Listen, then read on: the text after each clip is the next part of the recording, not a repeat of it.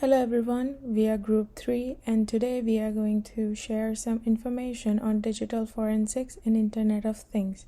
I'm Priyal Rawat and let's continue the presentation. So these are the abstract of the presentation. First is introduction, then background, literature review on IoT forensics, landscape of IoT forensics from the temporal, spatial, and technical dimension. Then last, open suggestions and issues. So, introduction. So, the IoT is influencing every aspect of our everyday lives and leaving a digital footprint on numerous IoT devices. As a result, there are now more civil and criminal cases involving IoT products or services, which poses a variety of difficulties for investigators. This research aims to provide an overview of IoT forensics, current condition, and offer recommendation for further study and use. The framework has a technological, geographical, and temporal dimension. Second, background. So it has 4 parts: digital forensics, forensic soundness, impact of IoT on digital forensics, and last, typical IoT scenes. First, digital forensic. So by locating and disclosing any trace of an event left on the digital system, digital forensics aims to reveal the truth about an incident. The process of conducting a digital forensics investigation is broken down into 4 parts by NIST recommendations. First is collection, then inspection, analysis, and last reporting. Digital investigations in the IoT environment still need to be carried out under this procedure to support the administrability of evidence in legal processing, despite the fact that various sources of evidence may call for different methodology and yield different forms of evidence. Now, forensic soundness. The idea of forensic soundness states that a digital forensics procedure must stick to a particular standard in order to be admitted as evidence in court. The 4 factors that define it are meaning, error, transparency and trustworthiness, and last, experience. First of all, meaning. The forensic method that should attempt to have the least amount of alteration to the evidence original meaning. Second, errors.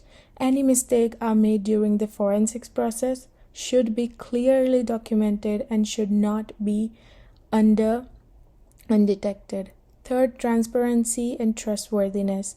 The forensics process dependability and correctness may be exclaimed extensively by a court law, for instance, and the result can be evaluated or validated.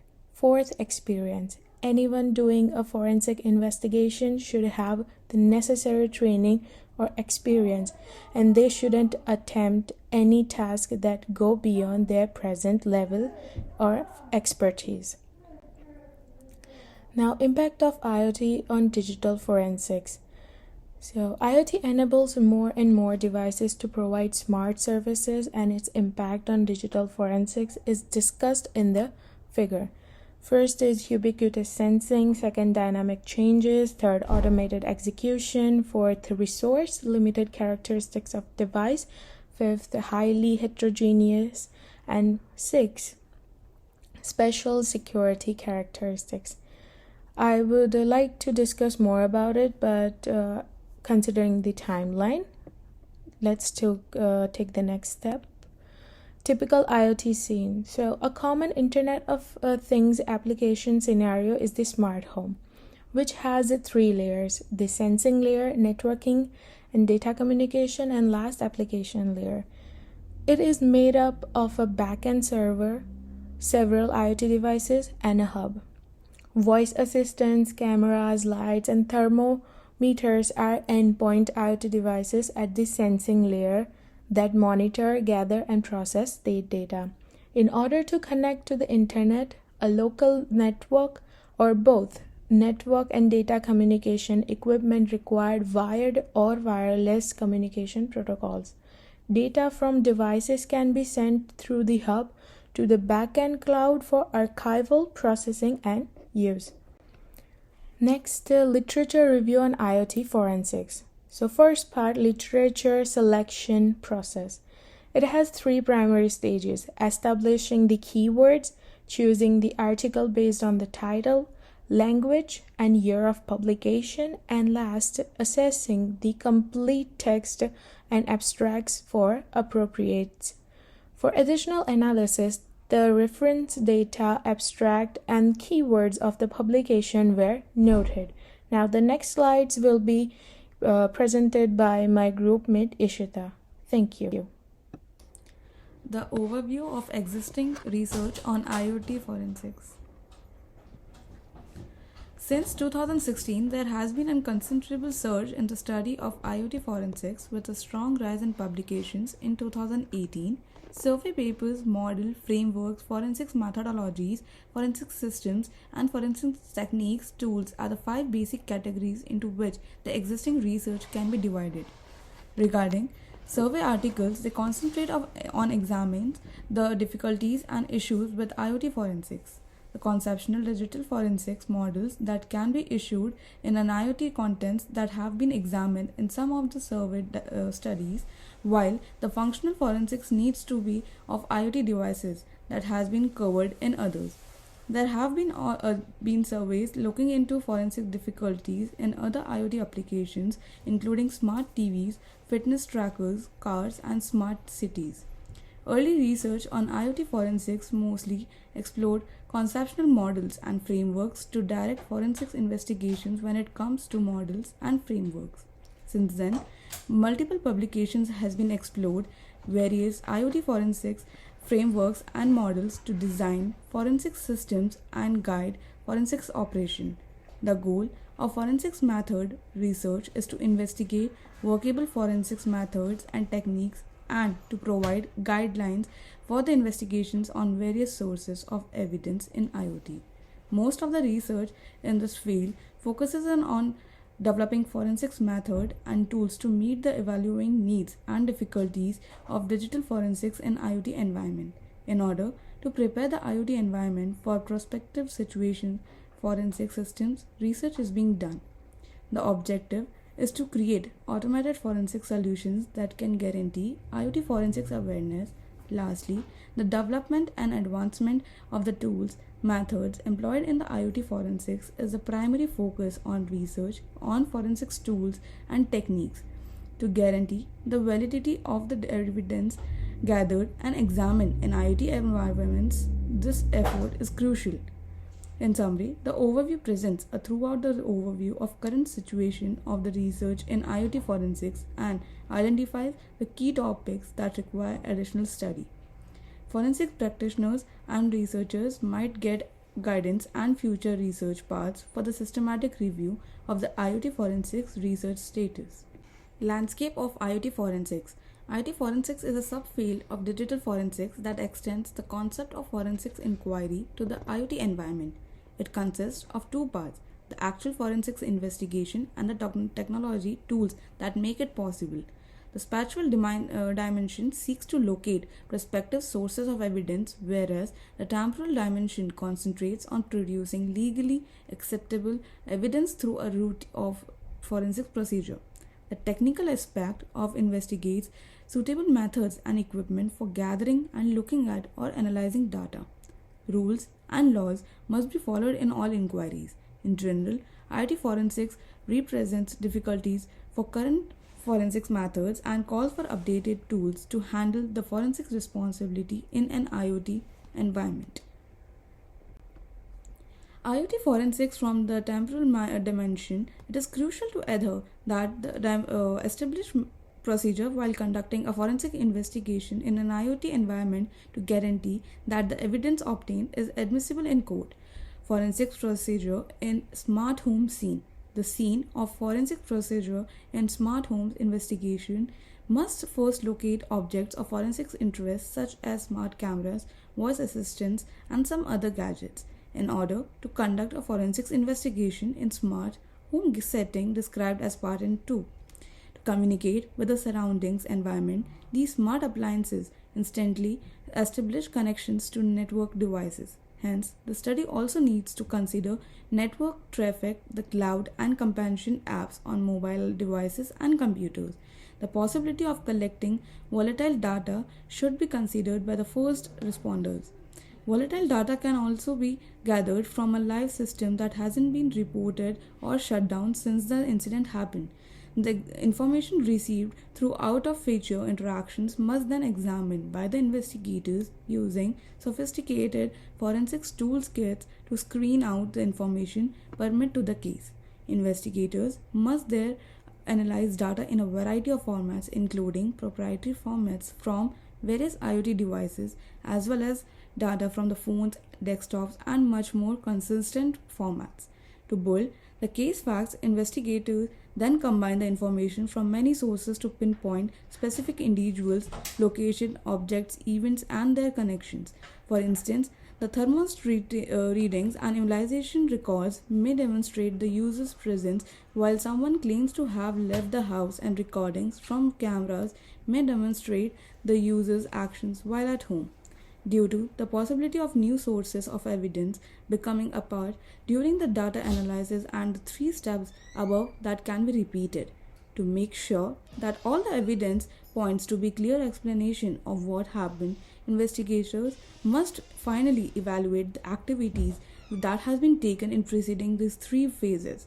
Also, they must provide a thorough report on an analysis finding, which may including outlining the measures that has already been taken, describing the selection of the tools and procedures, and specifying what additional actions are being required.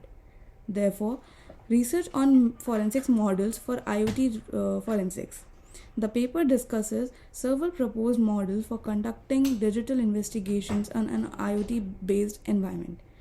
One model, which is 1-2-3 zone approach, and next best thing, that is NBT approach, proposed by Orel.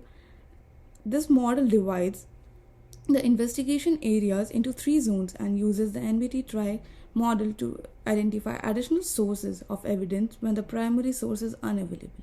Another model is a top-down model proposed by Pramul. This model integrates the 1-2-3 zone model and tri-gate model with the general forensic process to deal with IoT-based investigations. However, it mainly focuses on the identification with dealing with analysis and other process. Raman proposed a forensic by design framework by cyber physical cloud systems that has been based on ISO IEC 27043, that is 2015. This framework defines the design principles of CPCS to facilitate forensic investigations. The DFIF, IoT, and DIFIF, that's IoT frameworks, are complete forensic frameworks to guide digital investigations in IoT-based infrastructures. These frameworks cover the complete forensic procedures and include protective, recursive, and concurrent process. The FSA IoT model is a state acquisition model that deals with the forensic value of IoT device states or changes in the states. ZIA proposed an application-specific digital forensics for IoT forensics. This model provides guidelines for the forensic investigations in different IoT application scenarios.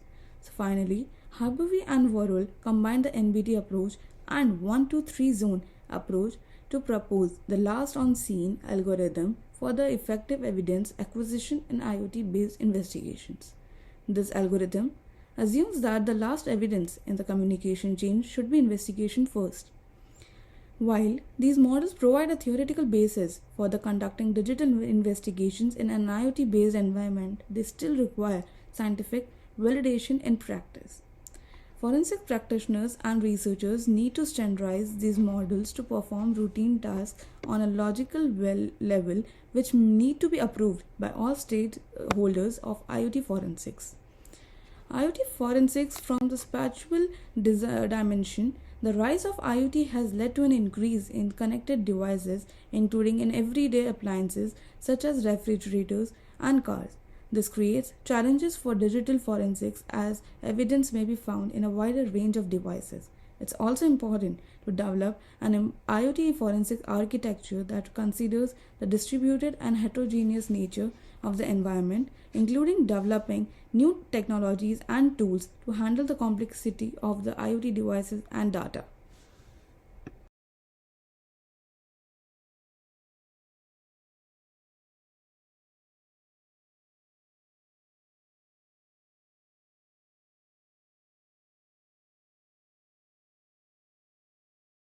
Different types of forensics that smart homes use. These are three different types. So, device level forensics collects data from local memory and various types of devices. The evidence helps track movement, activities, and behaviors, and some examples are sensors, cameras, and smart meters. Cloud forensics stores everything in the cloud, such as system logs, user authentication, apps, database logs, and this is really seen in a lot of our phones and in a lot of our cars as well. Network forensics is various wired or wireless network protocols, including body area network, personal area network, home, hospital area network. This is a wide variety of different types of networks, and it helps local authorities make important decisions about different laws and whether people are guilty or not guilty. There's different amounts of research that can go into putting these potential data sources. So, for example, smart home devices and companion apps offer a lot of potential for forensics evidence. There's not too Although there is a lot of different types, there could be more to help with intelligent vehicles and smart grid technology. So basically, there's a lot of potential for research. In the technical dimension, digital forensic investigations require scientifically proven methods and validated tools used by qualified experts. So as I said, there's a lack of appropriate research and different things, so of course there needs to be more tools to help derive more meaningful content from these devices. So with more research, there'll be more tools and more information overall. In some forensic scenes, it may be impractical to shut down a forensic device and move it to facilitate evidence extraction. For example, sometimes forcing a shutdown of a computer could cause it to lose sensitive data which would highly influence the investigation. Forensic readiness systems that can collect and send evidence in real time are crucial to the future of digital forensics. A proposal that coincides with this idea is Kaban's cloud-centric conceptual framework. This concept contains a triple-layer approach including a cloud, IoT infrastructure layer, a forensic evidence isolation layer and a digital forensic investigation layer. This allows IoTs to collect and store big data in IoT-based environments. Another variation is application-specific forensic readiness systems. These systems are more tuned into application security such as smart home networks and implantable devices. An example is Elusa's digital investigation system which works with medical devices such as a pacemaker. The system has a library of medical rules that can be used to analyze a lethal attack such as cardiac arrest. The data is stored in logs and can be used to analyze the incident timeline and triggers. With so much forensic evidence, investigators have begun research to utilize alternative methods in hopes that it will alleviate some of the forensic clutter, though it doesn't always work out. One such method is data reduction, where researchers attempted to use selective imaging in order to reduce the sheer volume of forensic and the automatic retrieval of relevant data. In experiments such as this, sadly, the results were hard to interpret and therefore couldn't be ascertained if they were reliable. Correlation analysis is merging data from a variety of sources to assist with greater understanding. Quick and Chew proposed a semi-automated scanning method to scan devices such as computers, mobile phones, and the cloud in hopes to ascertain a greater understanding of correlation-based techniques. Another valuable part of investigation is timeline reconstruction, which is used to sequence critical events. This is ironically quite difficult. Not all devices are not time synchronized to a singular time. For example, a man living in America and a man living in New Zealand exist at the same time, however, the time of day is different. Circumstances such as this can increase the difficulty of timeline reconstruction. Moving forward, the trustworthiness of data is also a critical consideration to investigators. It is very easy to inject malicious data into genuine data. One such suggestion to deal with this came from Nito et al., who provided a fledgling analysis of security guarantees on personal devices. Things such as hardware-based anti-tampering devices and embedded architectures can provide proof of data integrity. Finally, the data stored on these devices may be sensitive, so privacy concerns are inevitable. The good news is work has already started to focus on the preservation of privacy in the investigation process. Once again, Nito et al. Proposed privacy-aware IoT forensics to be integrated with the IoT adapted forensic model. While doubt remains, digital investigators have the right to view everything on these devices. This creates a balance of basic privacy understanding in the investigative process. While there are still lots of open issues within IoT forensics, Hu et al. Provide some suggestions for the standards of the IoT forensic model. 1. During the collection process, preserving and collecting the evidence in a valid, uniform form must be the topmost concern and priority. This will minimize the cost of forensics in the investigation long term, as well as minimize any damage to the credibility of the evidence collected. 2. We have plenty of existing tools and techniques in forensics such as computer, mobile and network forensics. It is important that we utilize these. However, in the cases where these do not work and investigators seek custom solutions, these custom solutions must be carefully assessed for their validity before use. 3. Finally, existing forensic methods such as machine learning and natural language processing collaborate well with analysis and classification. We do not need to discard the old, simply adjust and add the new as it becomes credited. All this being said, it is always important that forensic needs be in compliance with laws and regulations that pertain to the investigation.